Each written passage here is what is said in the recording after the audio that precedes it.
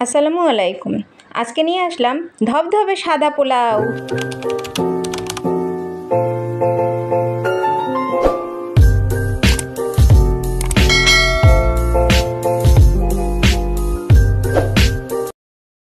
চালগুলো খুব ভালো করে পরিষ্কার করে নিয়েছি।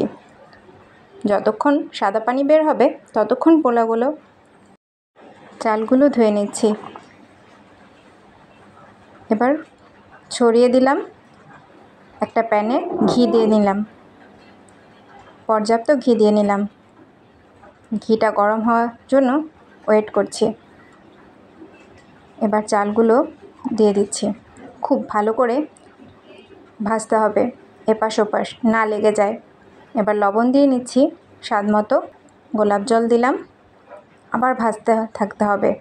এই পর্যায়ে যদি লেগে যায় তাহলে কিন্তু পোলাওটা আর সাদা থাকবে না। খুব সুন্দর করে ভাজতে হবে যেন চালটা সাদা সাদা থাকে, আবার ভাজাও সুন্দর হয়। এবার বেরেস্তাগুলো দিয়ে নিচ্ছি।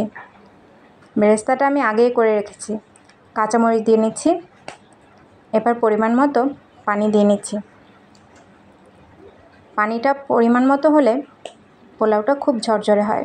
1 কেজি পোলাও আমি একটা বাটিতে মেপে রেখেছিলাম, সেই বাটিতে 2 বার করে পানি দিয়ে দিয়েছি। এবার নেড়ে চেড়ে আবার একটু পানি দিয়ে দিচ্ছি।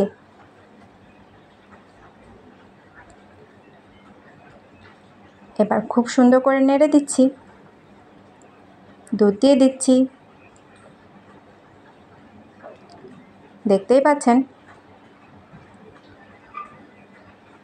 ঢেকে দিয়ে আবার একটু নেড়ে দেব।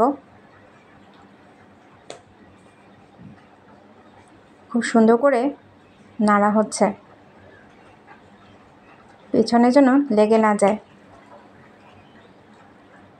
পাতিলের তলায় না লেগে যায় সেজন্য বারবার চেক করছি। দেখতেই পাচ্ছেন কত সাদা আর ঝরঝরে হচ্ছে। একদম সহজ এবং তাড়াতাড়ি করার জন্য এই পোলাওটা আমি প্রায় করে থাকি। আপনারা ট্রাই করে দেখতে পারেন। আমি নেড়ে চেড়ে আবার পোলাওটা ঢেকে প্রায় 15 মিনিটের মতো একদম ধিমি আঁচে রেখে দেব। ঝরঝরে হওয়ার জন্য এই টিপসটি ফলো করতে পারেন। আমার পোলাও কিন্তু কখনোই আঠালো হয় না, সবসময় ঝরঝরে হয়। আমার ফেসবুক পেজটি ফলো দেবেন এবং YouTube channel subscribe, like and comment share করে আমার পাশেই থাকবেন। আসসালামু আলাইকুম, এবং জানাবেন কমেন্ট করে পোলাওটা কেমন হয়েছে।